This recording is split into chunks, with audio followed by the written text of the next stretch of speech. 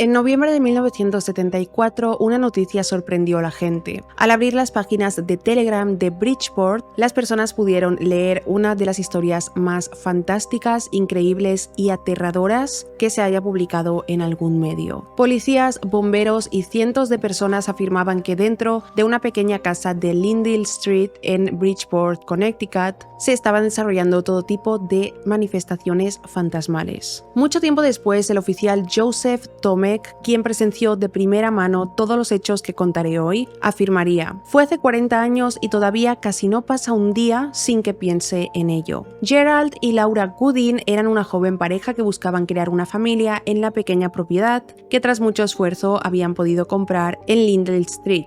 Y cuando sucedieron todos los hechos, la gente los señaló como un fraude. Sin embargo, hubo muchos testigos. Hoy vamos a hablar sobre uno de los casos de actividad paranormal más documentados de toda la historia. En su resolución incluso participaron los Warren, famosos hoy en día por las películas que hemos visto de ellos, y en esta historia tuvieron una intervención bastante particular. A continuación veremos qué se ocultaba detrás de las manifestaciones de la vivienda de los Goodin, cuánto de realidad existe en lo ocurrido y qué vieron los agentes de policía, bomberos y reporteros dentro de la casa. Antes de empezar con este caso, voy a dejar por aquí mis redes sociales, mi Instagram y TikTok, y también si te gusta este tipo de contenido, suscríbete al canal y déjame un me gusta. Y ahora ya empecemos con este caso, que es un especial de Halloween.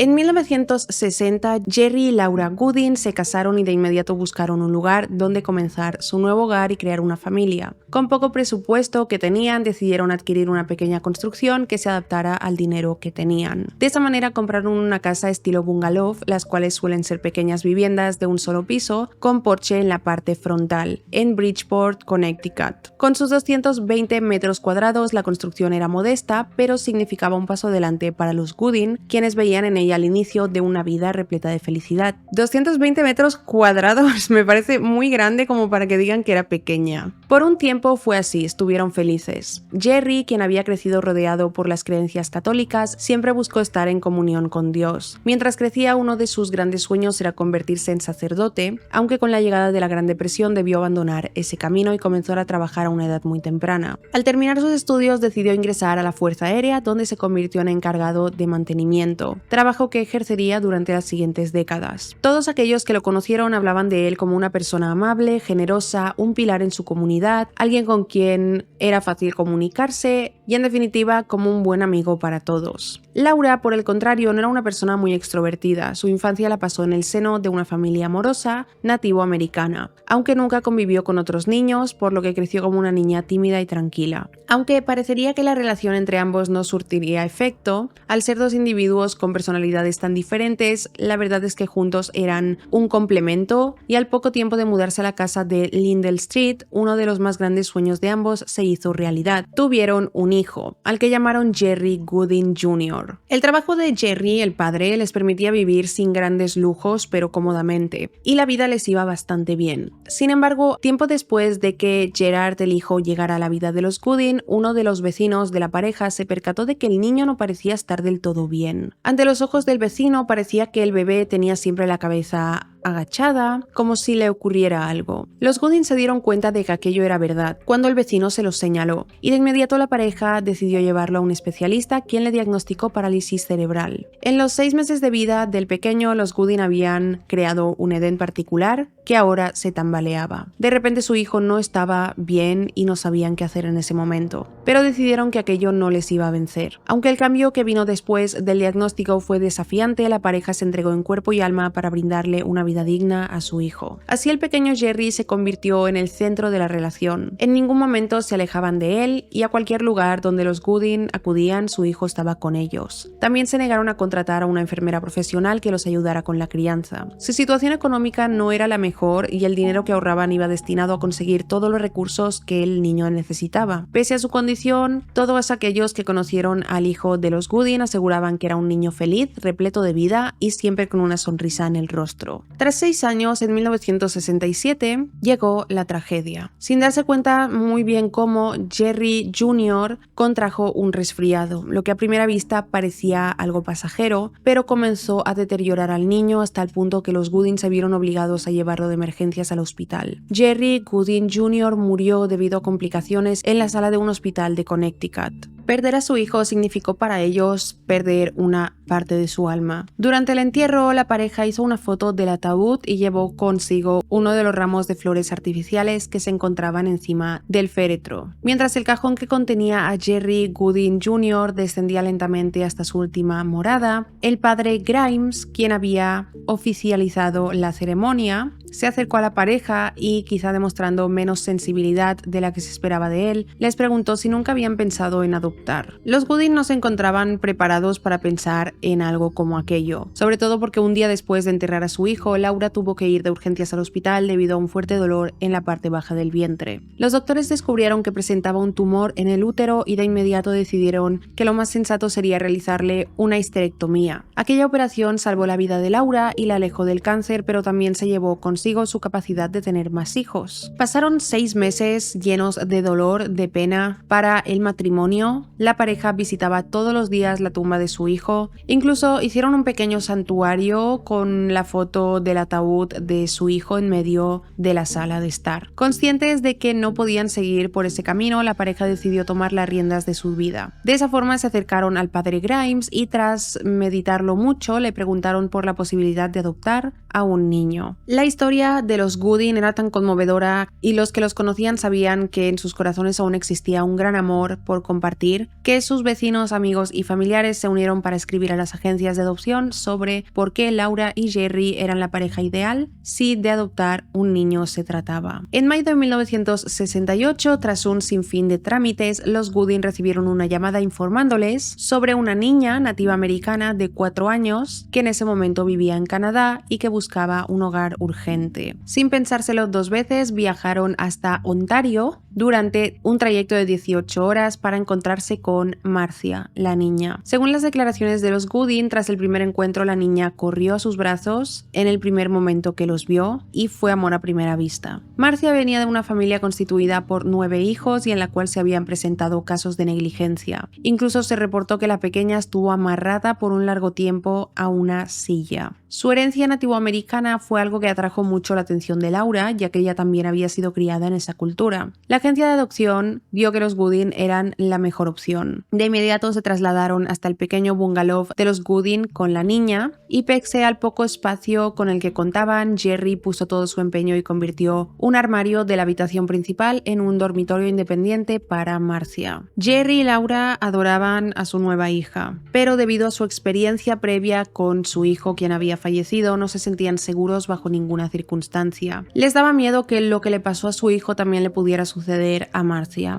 De esa manera comenzaron a ser muy cuidadosos con la niña. Laura solo permitía que Marcia jugara con otros niños si estos venían a su casa y ella podía mantener un control sobre lo que hacían. Aquello resultó un problema, sobre todo porque en el vecindario en el que vivían no había muchos niños con los cuales su hija pudiera relacionarse, por lo que no podían todos los niños amigos de Marcia ir a su casa todo el tiempo para jugar. Quizá por la sobreprotección a la que la sometieron sus padres, Marcia no tardó mucho en convertirse en una niña solitaria, a quien constantemente la veían jugando sola. Lo que no sabía Laura, que la tragedia que ella tanto temía se acercaba lentamente para instaurarse en su hogar. Poco después de la llegada de Marcia, extraños sucesos comenzaron a ocurrir. Al principio, pequeños objetos desaparecían y reaparecían en un lugar donde no lo habían dejado, y aquello principalmente fue tomado como un pequeño despiste por parte de los Gooding, a lo que no le prestaron demasiada atención. Veían todo colocado en otro sitio donde lo habían dejado principalmente, pero pensaron seguramente nos hemos despistado. Pasado un año, Laura y Jerry recibieron la visita de sus amigos, apellidados Huffman, quienes trajeron consigo a su pequeña hija, Rosemary. Los adultos dejaron a las niñas jugando en la sala de estar mientras ellos charlaban en la cocina. La tarde se desarrolló de manera normal hasta que Rosemary llegó corriendo desde sobre dónde se encontraban sus padres para decirles que el sofá donde ella y Marcia jugaban había comenzado a elevarse. Para los adultos aquello no podía ser otra cosa que la imaginación desbordada de la niña, y de inmediato preguntaron cómo lo había tomado Marcia. Ante esta pregunta, Rosemary respondió que Marcia simplemente se quedó sentada sonriendo. Aquel no fue el único comportamiento extraño que presenció Rosemary. Constantemente, cada vez que iba a casa de los Gooding, veía como Marcia se sentaba completamente quieta delante de su colección de peluches mientras les hablaba. En una ocasión, Rosemary le preguntó a quién le hablaba y Marcia la miró intensamente, casi como si aquella pregunta la incomodara, y le respondió con mi abuelo. Según Marcia, podía hablar con su abuelo fallecido cuando quisiera y decía que su abuelo estaba enfadado porque la sacaron de su hogar natal. En noviembre de 1971, el teniente de la policía local recibió una llamada de parte de los Gooding. Según ellos, algo extraño sucedía en su casa. Aunque lo habían soportado durante unos días, poco a poco se hizo imposible vivir con la serie de extraños golpes contra la pared de su vivienda. Era casi como si alguien se entretuviera arrojando piedras contra sus paredes. Sin embargo, cada vez que Jerry salía a averiguar quién era el culpable, no encontraba a nadie alrededor de su casa. Ante la gente de la ley, los Gooding explicaron que los golpes comenzaron lentos y pausados, pero luego aumentaron de intensidad. Para ellos, eso tenía evidentemente una explicación terrenal, y nunca mencionaron eventos paranormales. Pensaban que había alguien, adolescentes o lo que fuera, golpeando sus paredes. Lo único que querían era que las autoridades tomaran cartas en el asunto y los ayudaran a encontrar el origen de los golpes. Pese a ello, ni las autoridades ni los mismos Gooding pudieron hallar el origen de los extraños ruidos. Así pasaron varias semanas hasta que un día, sin previo aviso, se detuvieron. Durante un tiempo después todo transcurrió con normalidad, hasta que en noviembre de 1972, justo un año después, los sonidos volvieron. John Holworth, uno de los vecinos de los Gooding, quien también era oficial de policía, accedió a presentarse en el hogar de la familia y grabar los golpes que se oían contra las paredes. Por un momento, Jerry creyó que uno de sus vecinos le estaba jugando una broma, aunque después vio al hombre alejándose mientras los golpes continuaban. A la búsqueda se unió el departamento de bomberos y varios agentes de la policía, pero no pudieron dar con la causa. Por eso este caso se me ha hecho muy interesante de traer, porque aunque mucha gente dijo que era un fraude, es un caso en el que hubieron muchos testigos realmente, policías, bomberos, todos escucharon estos ruidos de la casa y nadie podía hallar el origen. Algunos lanzaron la teoría de que podía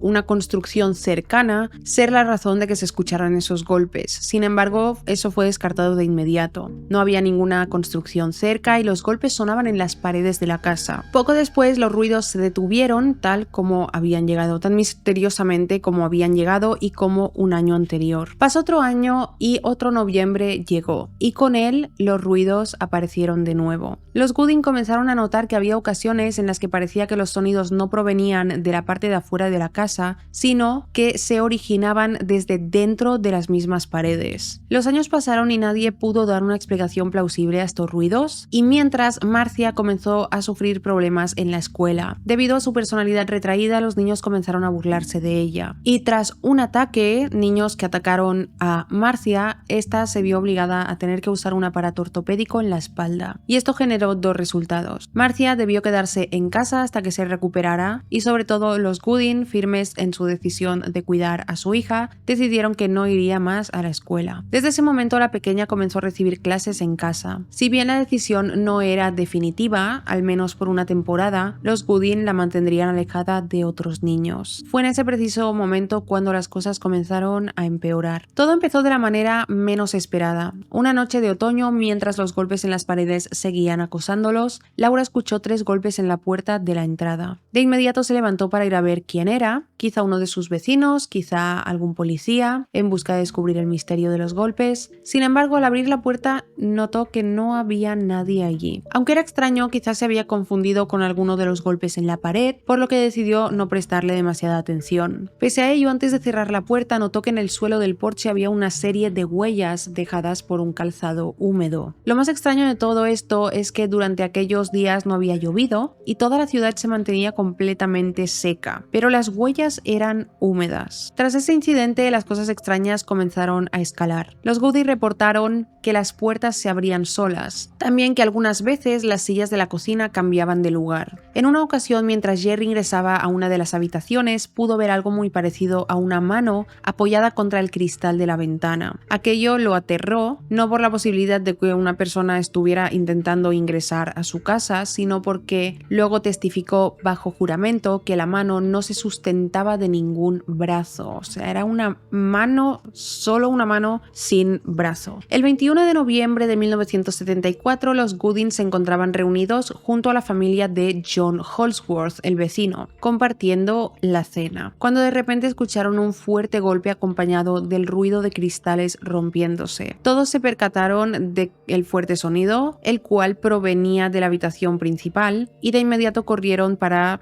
cerciorarse de que todo estaba bien. Al entrar se dieron cuenta de que una de las ventanas que daba al exterior estaba completamente rota. Esa noche los golpes en las paredes fueron mucho más fuertes de lo normal. El ruido que producían era mucho mayor de lo que nunca habían escuchado antes. Este era el inicio de todo lo que vendría a continuación. El viernes 22 de noviembre de 1974 fue el primer día de la peor semana de la vida de los Gooding. Ese día, después de una larga y cansada jornada de trabajo, Jerry regresó a su casa para reunirse con Laura y Marcia. Los tres cenaron en completa tranquilidad y luego se dirigieron hasta la sala para relajarse. La pequeña cogió uno de sus puzzles y comenzó a resolverlo. Todo se encontraba en completa tranquilidad. La puerta del cuarto principal estaba cerrada cuando Jerry comenzó a notar un ruido extraño. Al principio creyó que se trataba de la televisión, pero luego al bajar el volumen se dio cuenta de que el sonido parecía salir de su cuarto. Cuando entraron a la habitación principal para corroborar qué ocurría, la persiana que ocultaba el vidrio roto se había enrollado sola, derribando la cortina en el proceso. Aquello no debía ser más que un accidente sin importancia, pensó Jerry, y de inmediato colgó de nuevo la persiana. En el momento que se disponía a salir, sintió como una fuerza desconocida lanzaba la barra de la cortina contra el suelo. Esta vez no quiso organizar el desastre y decidió dejarla ahí ya. En cambio, volvió a la sala, se sentó en el sofá y le lanzó una mirada aterrada a su esposa. La pareja mantuvo el silencio hasta que media hora después lo mismo ocurrió en la cocina. La persiana se comenzó a enrollar sola y cayó. A partir de ahí los golpes comenzaron de nuevo. Golpes suaves, lentos y rítmicos en la pared que aumentaban hasta que se hacían cada vez más rápidos y fuertes. Era como si dentro de aquello que los atormentara creciera una ira imparable. Marcia presenciaba todo sin entender nada, aunque lentamente se daba cuenta de que sus padres, las personas que debían protegerla, parecían muy aterrorizadas. Laura y Jerry estaban aterrorizados, pero de la nada de nuevo se detuvieron los ruidos. Sin saber muy bien qué estaba pasando, los tres decidieron ir a la cama con la esperanza de que al día siguiente las cosas estuvieran un poco más claras. Al día siguiente, 23 de noviembre, decidieron levantarse temprano y salir a visitar a unos familiares. Cuando volvieron a su casa eran casi las 5 de la tarde. Marcia estaba dormida y Jerry la llevó en brazos hasta su habitación. Apenas entró en la habitación de la niña, se dio cuenta de que algo no estaba bien. Un televisor que los Gooding guardaban en el estante alto del cuarto se hallaba encima de la cama de la niña. Jerry posó a la niña encima del colchón y luego cogió el televisor para guardarlo en su sitio. Extrañado por lo que acababa de ocurrir, caminó lentamente hasta la cocina, donde lo esperaba Laura, y allí se encontró con una de las imágenes más terroríficas que vio en su vida. Los platos flotaban por encima del fregadero antes de volar por todo lo alto de la habitación y estrellarse contra las paredes. El grito de Laura sacó a Jerry de su estado de shock. Tras ver lo que acababa de ocurrir, lo único que se le ocurrió fue recoger los fragmentos esparcidos por el suelo. Cuando estaba terminando, el bloque de cuchillos que tenían fijo en la cocina voló directamente hacia él y él logró esquivarlos a último momento. La pareja decidió salir corriendo de la cocina y ninguno de los dos entendía qué estaba pasando, aunque en ese momento todo pareció volver a la calma de repente. Pasado el mal momento, Jerry volvió hasta su coche, donde cogió las bolsas de comestibles que habían comprado para entrarlas en casa. Mientras se quedaba sola dentro, Laura fue testigo de cómo la mesa de la cocina se elevaba lentamente, dejando caer todo lo que tenía encima. Lo imposible se volvió real cuando Laura se dio cuenta que el refrigerador también se levantaba levantaba del suelo unos 6 centímetros antes de girar sobre sí mismo y volver a la posición inicial. Los Goodin solían desayunar en la mesa de la cocina mientras miraban la televisión. Aquella era una actividad rutinaria para la familia. Aunque esta tarde del 23 de noviembre,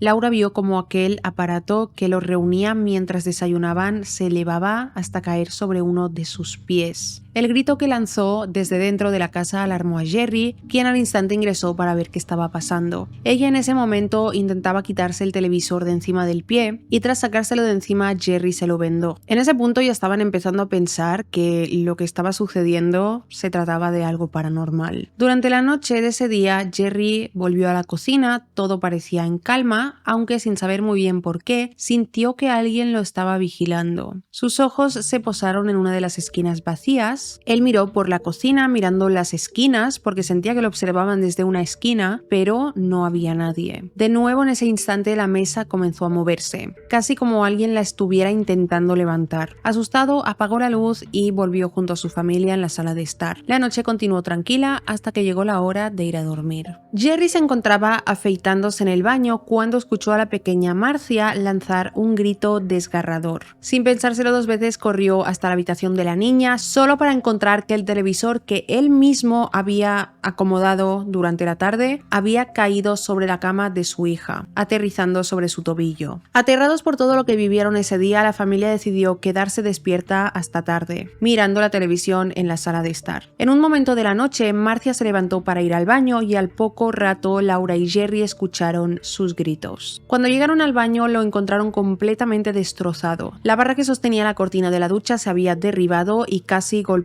la cabeza de Marcia. Aquello fue el final de todo por esa noche, no para siempre. El 24 de noviembre, al día siguiente al despertar, Jerry se encontró con la cocina hecha un desastre. La mesa estaba en el suelo, el refrigerador arrastrado hasta cubrir la puerta trasera y estaban muy sorprendidos de que no escucharon ningún ruido durante la noche. Jerry se dirigió hacia el baño para hablar con Laura cuando de repente un crucifijo y una imagen de Jesús que colgaban de una de las paredes salió despedida delante de sus ojos. Sin tiempo para asimilar aquello, dentro de la habitación de Marcia se escuchó un fuerte choque. Un gran mueble había caído a los pies de la cama, con tan buena suerte que no golpeó a la niña que yacía sobre el colchón en ese momento. A aquello le siguieron estruendos y golpes en la sala de estar. Cuando la familia se reunió de nuevo en el centro de la casa, vieron que los asientos reclinables estaban flotando en el aire. La televisión también se había encendido por sí sola, sintonizando únicamente estática, aunque Jerry y Laura pudieron escuchar el sonido distorsionado de un timbre sonando una y otra vez. Sin poder soportar más aquello, Laura cogió el teléfono y llamó a sus amigos, los Hoffman. Al otro lado de la línea escucharon cómo la mujer decía: "Aquí están pasando cosas extrañas". Jerry llevó a Laura y a su hija al porche delantero mientras esperaba la llegada de Harold Hoffman. Una vez allí vieron a Janet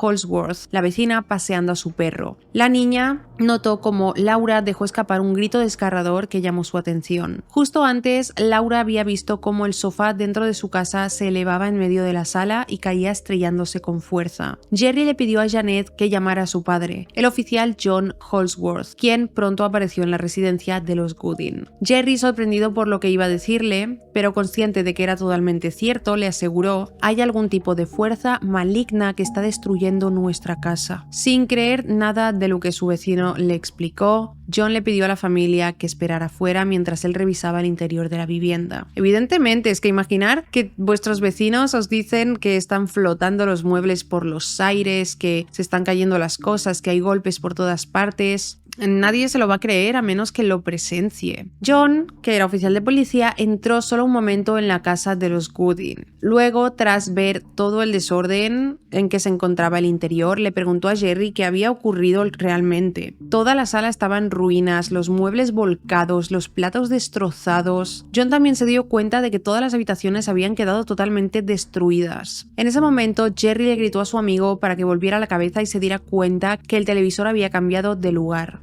John lo inspeccionó, pero no dio con nada fuera de lo común. Cuando se alejó, el televisor volvió a su posición original. Momentos después, cuando estaban en la cocina, el refrigerador saltó del lugar y golpeó a John en el brazo. En ese momento llegó Harold Hoffman. Su mujer, alertada por lo que Laura le contó a través del teléfono, había decidido llamar a la policía. Junto a Harold llegaron los oficiales Carl Leonsi y Joe Tomek. Lo primero que vieron fue a Laura completamente devastada, llorando en el porche de la casa. Sin embargo, la pareja de oficiales notó que mientras los padres estaban consternados, la pequeña Marcia miraba felizmente los dibujos animados en la sala de estar. Por los destrozos de dentro de la propiedad, Leoncy y Tomek asumieron que se trataba de un robo, pero los Gooding rápidamente les explicaron lo sucedido. El oficial, imaginaros explicarle esto a la policía. El oficial Tomek escuchó la historia mientras levantaba uno de los televisores caídos, aunque un minuto después notó que el aparato yacía de nuevo boca abajo, o sea, colocaban las cosas, se giraban un momento y cuando se volvían a girar, las cosas habían cambiado de sitio. Esto lo presenciaron todos. Acto seguido volvió a ponerla en el cajón de madera donde se encontraba originalmente. Su sorpresa fue brutal cuando vio cómo el televisor se levantaba y comenzaba a flotar en el aire. Incrédulo, se acercó a mirar en busca de cables o cualquier dispositivo oculto, pero no encontró nada. De hecho, tuvo que volver sobre sus pasos, aterrado, cuando el televisor comenzó a moverse de un lado para el otro hasta volver al cajón donde él lo había dejado hacía unos momentos. Fue en ese momento que el oficial Tomek, consciente de que se encontraba delante de un misterio, decidió llamar a la estación e informar de que necesitaban refuerzos. ¿Os imagináis? El oficial,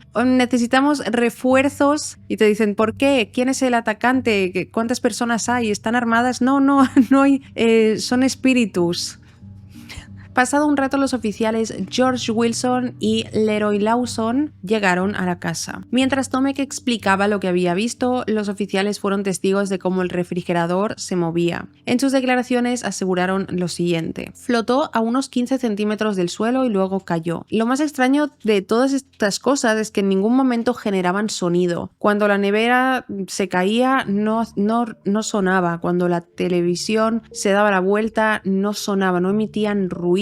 En ese momento, tanto Jerry como Laura se encontraban aterrorizados y totalmente angustiados porque muchas de sus preciadas pertenencias habían sido destruidas. Marcia, la niña, al contrario, no demostraba ninguna clase de emoción por lo sucedido. El oficial Tomek llamó a un equipo de paramédicos para que examinaran el pie de Laura y el tobillo de Marcia. También pidió a un equipo de bomberos que inspeccionaran la construcción. Cuando terminó de hacer las llamadas, los 4 oficiales escucharon un estrépito en la habitación de Marcia. Al revisar se dieron cuenta que otro mueble había caído al suelo mientras el cuarto se encontraba completamente solo. Sin saber cómo actuar en ese momento, decidieron volver sobre sus pasos, retrocediendo lentamente por el pasillo. En una de las paredes, uno de los crucifijos que los Gooding habían colgado de repente salió despedido, golpeando al oficial Lawson en el pecho. Aquello fue suficiente para el oficial, quien caminó lejos de la casa hasta su patrulla y se encerró en ella. Al poco rato, 3 unidades de bomberos llegaron a la propiedad. 10 bomberos descendieron y entraron en el pequeño bungalow de los Gooding. El jefe de bomberos, Paul McKenna, le dijo a la familia que podía quedarse en un refugio de la Cruz Roja mientras ellos realizaban las investigaciones. Querían ver si había algo mal en la construcción que estuviera haciendo que se sacudieran las paredes, que temblara y que todo hubiera caído y sido destrozado por eso. Evidentemente buscaban una explicación lógica. Aquella idea fue rechazada por Laura, quien decidió que todos se quedarían en la casa de unos familiares. Mientras hablaban, los bomberos notaron que el televisor de la sala volvió a caer boca abajo. Fue en ese momento en el que Jerry vio las rosas de plástico que tenía en la cocina moverse, las mismas que descansaban en el ataúd de Jerry Jr. De igual manera, notó un leve olor a azufre elevarse por toda la casa. La llegada de los bomberos, la ambulancia y la policía alertó a los vecinos, y pasados unos minutos, una multitud de gente se arremolinaba fuera de la casa de los Gooding. El jefe de bomberos decidió que era buena idea llamar al padre Doyle de la iglesia local para explicarle lo que sucedía. Mientras esto ocurría, Marcia se encontraba sentada en uno de los sillones reclinables de la sala cuando, enfrente de una multitud de testigos, comenzó a moverse de arriba a abajo, como llevada por una fuerza desconocida, hasta que saltó de la silla gritando de terror. O sea, la niña comenzó a elevarse, bajar, elevarse, bajar. Laura, viendo lo que acababa de ocurrir, gritó desesperada: "Los espíritus malignos están tratando de matarnos". El padre Doyle llegó al poco tiempo. Su primera acción fue dirigirse subirse al sillón donde se encontraba Marcia e intentar tirar de él mientras estaba sentado. Descubrió que era imposible a menos que utilizara el lateral de la silla. Luego afirmó que apenas entró en la casa sintió una pesadez extraña y que en ese lugar había una presencia maligna. Sin esperar mucho, comenzó a realizar una bendición con la intención de alejar a la presencia maligna. Acabado el ritual, se comunicó con el padre Tribo, un exorcista, mientras a Laura la trasladaban al hospital para examinarle el pie. Por otra parte, los oficiales presentes comenzaron a pensar que se encontraban ante un caso de histeria colectiva cuando algunos de ellos afirmaron que escucharon al gato de la familia hablar. Varios de los oficiales decidieron alejarse de ese lugar y no volver jamás. Marcia, por su parte, parecía disfrutar mucho de toda la situación. Los oficiales restantes bromearon con ella, uno de los policías incluso la convenció de jugarle una broma a uno de sus compañeros, y ella cooperaba con todo. La niña se acercó al hombre y le aseguró que el gato le dijo el nombre de su hermano, algo que aterró al oficial. Sin embargo, tras un breve momento de calma, las cosas comenzaron a salirse de control cuando Mary Passarella, la vecina de los Gooding, llegó a la casa. Mary tenía mucho interés por el mundo de lo inexplicable y aseguraba tener conocimiento sobre el tema del poltergeist. Según ella, esa era la explicación más factible para lo que ocurría en ese lugar. Primero intentó verificar, utilizando sus poderes psíquicos,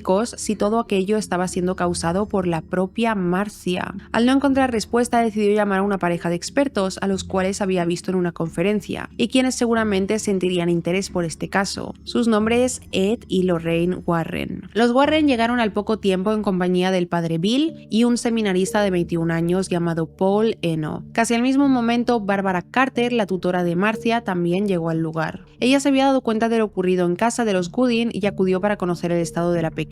Para ese momento, Laura también había vuelto del hospital. Al descender del coche se dio cuenta que la multitud de su casa había crecido considerablemente, estaba lleno de gente. Una vez reunida, la familia le contó a los Warren sobre lo que estaba pasando. Aunque nunca habían escuchado de la pareja de parapsicólogos, estaban agradecidos de que tantas personas les creyeran y estuvieran dispuestos a ayudarles. Ed Warren le pidió a Paul Eno que se quedara cerca de Marcia todo el tiempo, ya que los niños solían ser quienes más debía prestar atención en los casos de poltergeist. En primera medida porque comúnmente ellos eran responsables de falsificar los eventos paranormales, aunque también resultaban el foco al que las entidades se unían. Paul buscó a la niña y la encontró en el sótano de la casa. Para su sorpresa, estaba rodeada por dos agentes que le insistían en que admitiera que ella era la responsable de todo lo que ocurría. Mientras tanto, en el piso de arriba, policías, bomberos y sacerdotes presenciaron que más y más objetos caían al suelo sin ninguna explicación. Uno de los agentes pidió a Ed Warren que hablara con el superintendente de la policía, Joseph Walsh, quien desde la estación no entendía por qué tantos de sus oficiales se entretenían en la casa de los Gooding.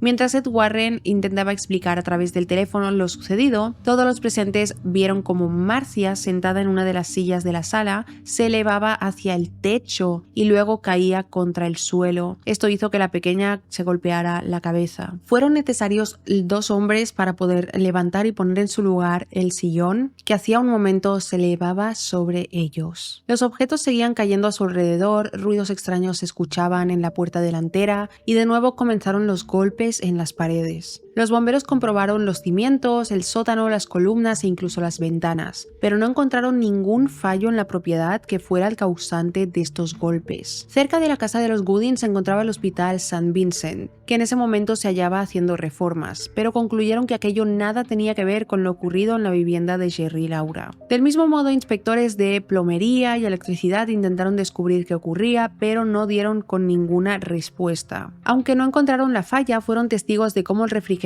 se deslizaba a través de la cocina. Uno de los policías se volvió hacia los inspectores y les gritó: váyanse ahora y mantengan la boca cerrada sobre lo que acaba de ocurrir, esto es un asunto policial. A media tarde, sin saber qué más hacer, la policía comenzó a abandonar la propiedad. Mientras sus compañeros se iban, el oficial Tomek vio la oportunidad e ingresó a la habitación de Marcia para realizar una prueba. En medio del cuarto pensó para sí mismo: si me escuchas, mueve algo. Inmediatamente diferentes elementos comenzaron a temblar. Aquello lo aterró tanto que decidió no contarle a nadie lo que había vivido. Solamente después de 40 años y tras jubilarse de la policía tuvo el valor para hablar al respecto. En todo ese tiempo Ed Warren no se había quedado quieto. Sin que los Gooding se dieran cuenta, llamó diferentes cadenas de televisión de todo el país y para las 4 de la tarde la noticia ya se encontraba en los televisores de todo Estados Unidos. Varias camionetas de las principales cadenas televisivas se agolparon fuera de la casa de los Gooding. Esto generó que la multitud creciera hasta llegar a las 2000 personas, lo que obligó a las autoridades a establecer un perímetro para mantener al margen a la gente. No tardó mucho hasta que las personas comenzaron a comentar lo ocurrido dentro de la vivienda de Lindley Street. Rumores sobre cómo el gato de la familia hablaba o cómo la pequeña Marcia fue arrojada al suelo por un espíritu se esparcieron por todo el vecindario. Muchos de ellos afirmaron haber visto muebles moverse a través de las ventanas, otros incluso hablaron de cómo de los cisnes de cerámica que adornaban la pared externa de la vivienda provenían voces extrañas, etc. Ese día los Warren abandonaron la casa temprano. El objeto de crear un gran espectáculo mediático ya estaba cumplido. Antes de partir, los Warren le pidieron a los Gooding que no tocaran ninguno de los objetos que cayera en su ausencia. Aseguraron que ellos, junto a Paul y el padre Bill, regresarían la mañana siguiente. Todo el engranaje mediático que los mismos Warren habían puesto en marcha hizo que la multitud fuera de la casa de los Gooding creciera sin parar. Estaba la calle llena de gente rodeando la casa. La noticia llegó a oídos de todo el mundo a través de las noticias. En un inicio, Jerry y Laura dejaron que los periodistas entraran a su casa, aunque pronto se dieron cuenta de que era mala idea, ya que los reporteros confundieron un libro de oraciones con algún tipo de material oscuro. Esto hizo que se difundiera la noticia falsa de que Marcia, de apenas 10 años, de alguna manera realizaba prácticas oscuras. Los reporteros también pudieron ver cómo la niña intentaba replicar lo sucedido con el sillón ese mismo día. Laura, al verla, le pidió que se detuviera. Algo en todo el conjunto no estaba bien, ya que se vio a Marcia jugar en los mismos lugares donde ocurrieron los eventos extraños. Con la llegada de la mañana siguiente, de nuevo objetos de la casa comenzaron a caer de manera inexplicable. Los Warren hicieron acto de presencia junto con el padre Bill. Se dirigieron hasta el sótano donde encontraron a Marcia junto con su gato. La niña se ocultaba en ese lugar alejada del ajetreo que desarrollaba en la parte de arriba. Estaba todo llenísimo de gente y la niña pues quería estar sola. En mitad de la conversación con Marcia, las luces se apagaron en el sótano. La niña subió las escaleras y después de accionar el interruptor de las luces varias veces la energía volvió. Tras esto bajó de nuevo para hablar con el padre Bill.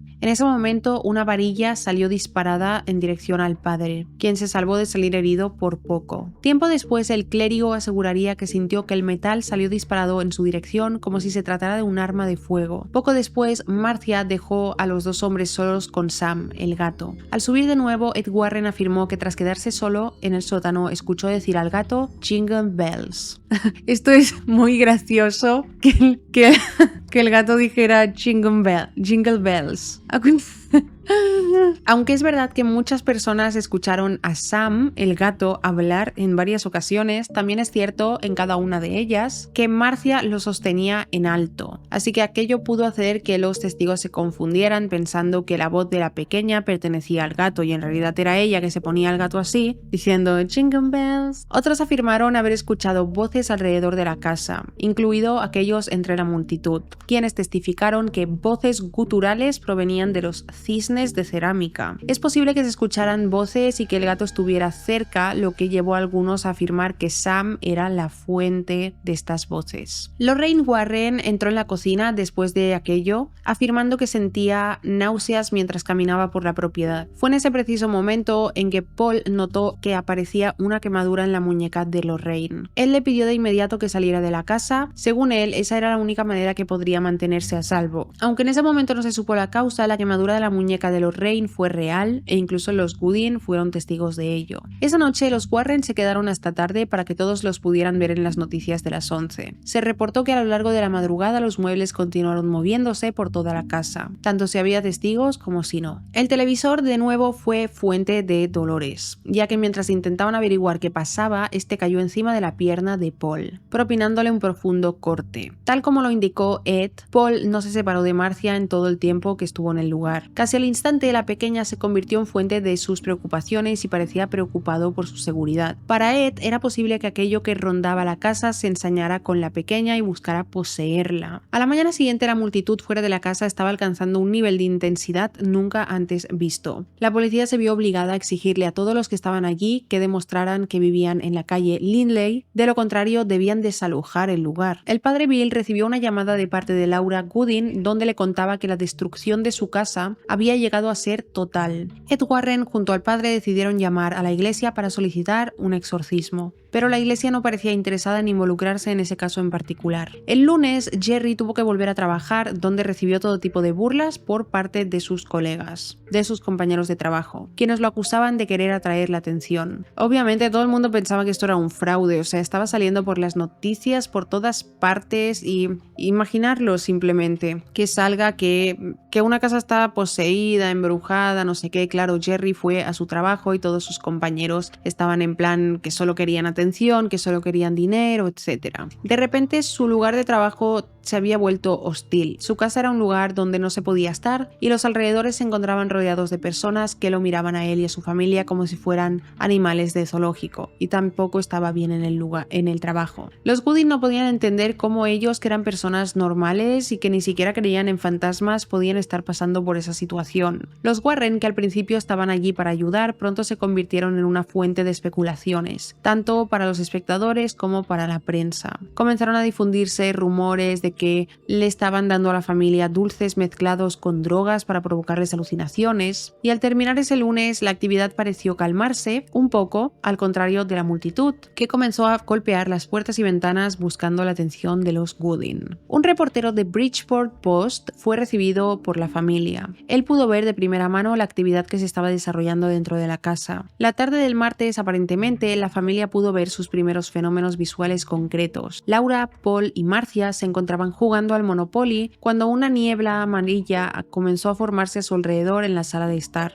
A partir de allí tomó la forma de 4 figuras humanas. Olía muchísimo a azufre, tanto que lo describieron como insoportable. De repente Jerry entró en el lugar y comenzó a cantar en latín con una voz que no era la suya. Aunque de niño recitaba misa en ese idioma, era algo que no hacía desde hacía muchísimo tiempo. Marcia comenzó a llorar sin control mientras se abrazaba la cintura de Paul. Este, por su parte, comenzó a orar con Jerry. Esto, según dijo después, hizo que las entidades comenzaran a enfadarse. Cuando una hizo contacto con él, se sorprendió al sentir que en realidad tenía algo de sustancia. Describió la sensación como una estructura ósea parecida a la de un ave, a pesar de que la figura sombría era prácticamente transparente. Al parecer, una de las entidades levantó a Marcia y la arrojó al otro lado de la habitación.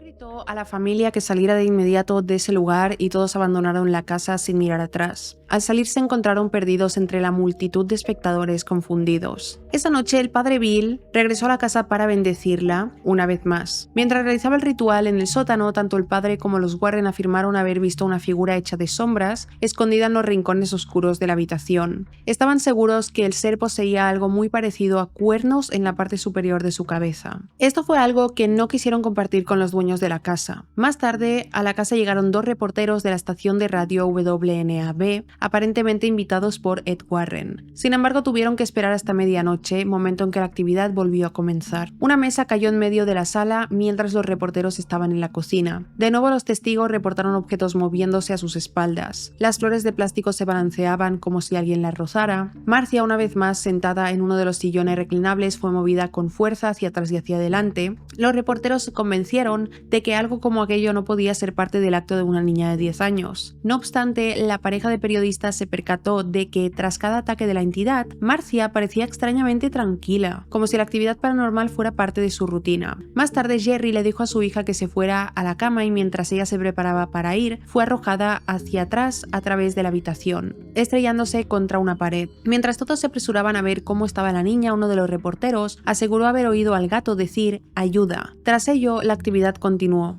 Los reporteros presenciaron objetos moverse y la caída aleatoria de temperatura a medida que la noche avanzaba. Marcia parecía estar al límite, toda la situación hizo que rogara a sus padres que se fueran de ese lugar. Los reporteros salieron de la casa de los Gooding a la 1 de la madrugada sin poder explicar lo que acababan de presenciar. Es raro porque Marcia parecía actuar tranquila cuando pasaban los fenómenos paranormales, pero de repente estaba muy asustada. Los periodistas habían llegado con la idea de cubrir una historia curiosa. Pensaban al principio que sería un engaño, pero lo que presenciaron los aterró hasta lo más profundo. Cuando el padre Bill también abandonó la vivienda, se ofreció a bendecir a los diversos agentes de policía que estaban apostados afuera de la casa. Afirmó que solo de esa manera impedirían que las entidades los siguieran a ellos a casa. Todos recibieron su bendición con agrado, a excepción del oficial Frank del Toro, quien estaba convencido de que todo lo ocurrido en ese lugar era un engaño, pese a que había sido uno de los pocos que no presenció ningún tipo de actividad directamente. En la estación principal, el superintendente Walsh se encontraba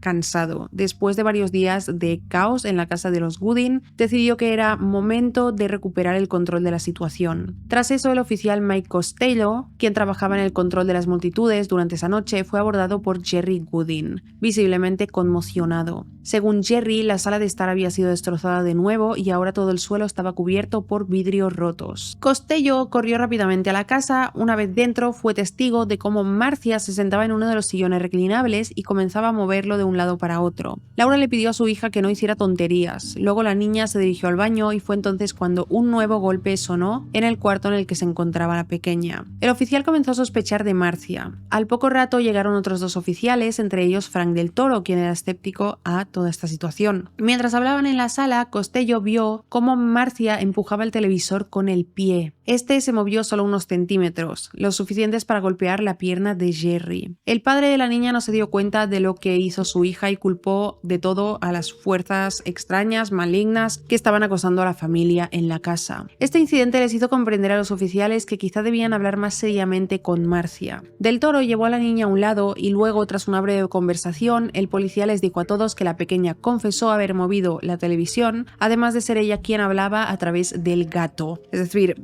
a través del gato, no, en lugar del gato. Incluso confesó ser la autora de que las puertas del refrigerador se abrieran la noche pasada. Tras esto, la niña lloró y comenzó a llorar, y luego Del Toro quiso saber de dónde provenía la quemadura en la muñeca de Lorraine Warren, a lo que Marcia respondió que ella vio cómo la mujer introducía parte del brazo en agua caliente. De igual forma, afirmó categóricamente que sus padres no tenían nada que ver con sus acciones y que en ningún momento la obligaron a hacer nada. Cuando le preguntaron por qué hacía todo aquello, lo único que pudo responder fue: solo quería ver si el demonio haría algo. De inmediato, los oficiales informaron a la estación de todo lo ocurrido en casa de los Gooding, diciéndoles que era todo un engaño y que los Warren habían sido responsables de avivar el fuego de una historia falsa. Tras la llamada, el inspector Philip Clark llegó a la escena. Este habló con los implicados durante unos minutos antes de concluir que el caso debía cerrarse como un engaño. También sugirió que enviaran a Marcia a una clínica de salud mental, algo que los Gooding hicieron los días posteriores. Unos días después de ser ingresada, la niña fue dada de alta ya que no presentaba ningún problema médico. Los Gooding, al conocer la noticia de que decían que todo había sido un engaño, se mostraron angustiados. No podían creer que su pequeña Marcia hubiera urdido este siniestro plan de hacerles pensar que la casa estaba maldita. Sin embargo, para ellos había unos culpables mayores. Después de todo,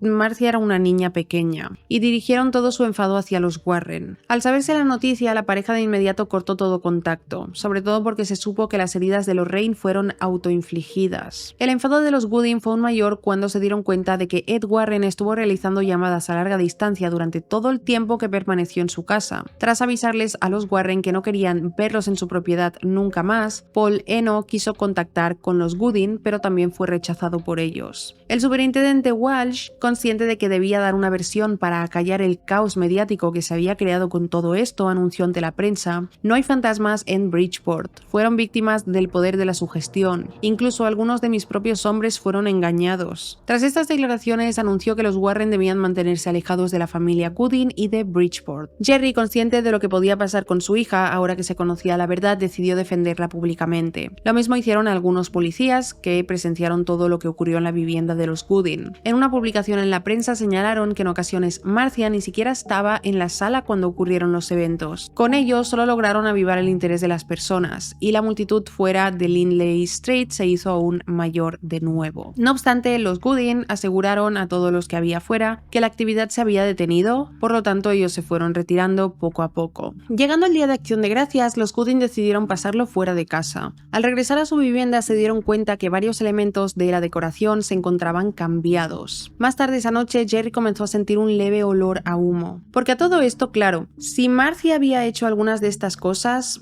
¿cómo había Marcia provocado el olor a azufre? ¿Cómo había levantado la nevera y tirarla al suelo? ¿Cómo había tirado todos los platos de la cocina mientras sus padres estaban presentes? Y muchas otras cosas, cómo había enrollado la cortina de la cocina, la del baño y las había hecho caer si estaba sentada en el salón con sus padres. Más tarde esa noche, Jerry comenzó a sentir un leve olor a humo, como he dicho, y al no encontrar la fuente, salió de su casa para hablar con el oficial que cuidaba la propiedad.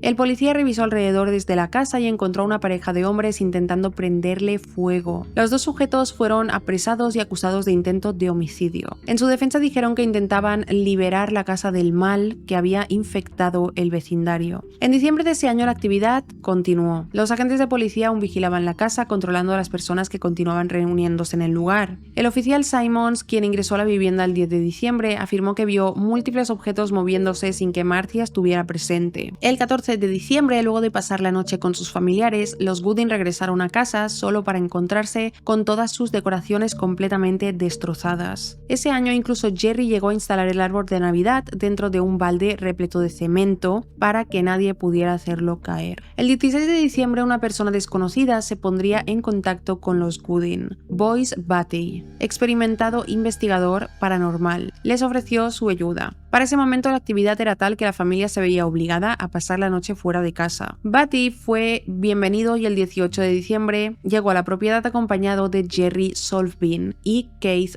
Harari de la Sickle Research Foundation. Algo que sorprendió a Solfbin fue que la policía colaborara tanto y de forma tan profunda con ellos. Los agentes les dieron acceso a sus registros y también varios de ellos testificaron sus experiencias en los días que habían estado junto a los Gooding. Muchos de los policías se encontraban contentos de hablar al respecto y expresar su descontento con que se hubiera cerrado este caso como un engaño, porque muchos policías presenciaron muchas cosas que pasaron que vieron que no las había provocado Marcia. Durante sus investigaciones, Batty, Solfbin y Harari fueron testigos de varios incidentes, como la mesa de la cocina dándose la vuelta por sí sola, objetos cayendo de las paredes e incluso sonidos de pasos pesados que se escuchaban en las habitaciones que estaban vacías. Toda la información que recopilaron, no solo dentro de la casa, sino realizando también entrevistas a todos los implicados, convirtió el caso del poltergeist de Bridgeport en uno de los mejores documentados de todos los tiempos. El padre Bill fue recibido de nuevo por la familia y él, junto a Batty, le aconsejaron a los Gooding que debían buscar ayuda especializada para el problema que tenían. Jerry y Laura aseguraron que partirían de la casa junto a los investigadores, ya que todo aquello los había dejado agotados psicológicamente y al borde de la bancarrota. El padre Bill sentenció todo con malas noticias. En su opinión, la entidad que los atormentaba podría seguirlos a donde fueran. Fue en ese momento que tanto el padre como Batty trataron de explicarle a la pareja que si bien no creían que Marcia fuera la responsable de todo lo ocurrido, era probable que sí fuera la causa, incluso sin saberlo. En su opinión, la pareja, en especial Laura, al sobreprotegerla no había permitido que Marcia viviera una infancia adecuada. Tal vez todo lo que vivieron no era el resultado de un fantasma, sino era una reacción de la asfixiante sobreprotección que había generado, de alguna manera, una explosión de energía por parte de la niña.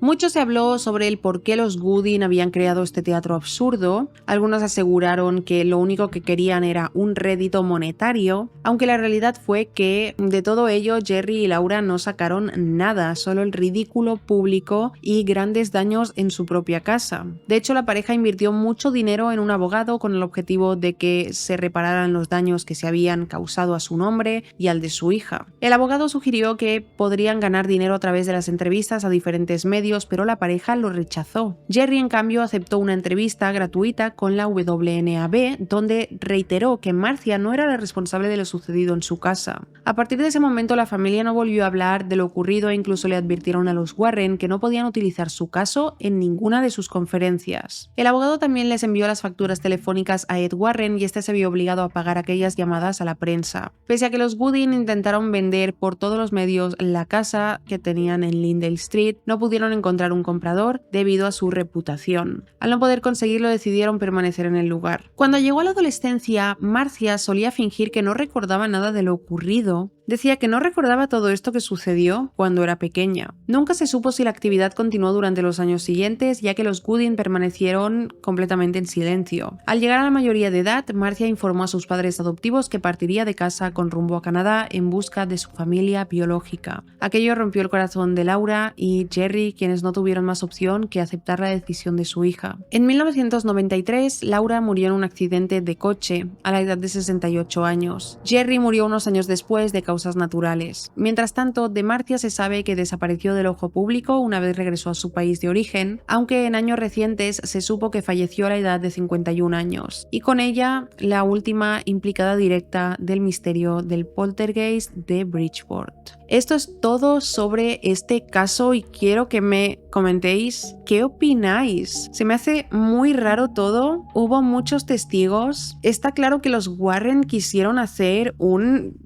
de esto algo súper mediático y que solo buscaban básicamente dinero con esto.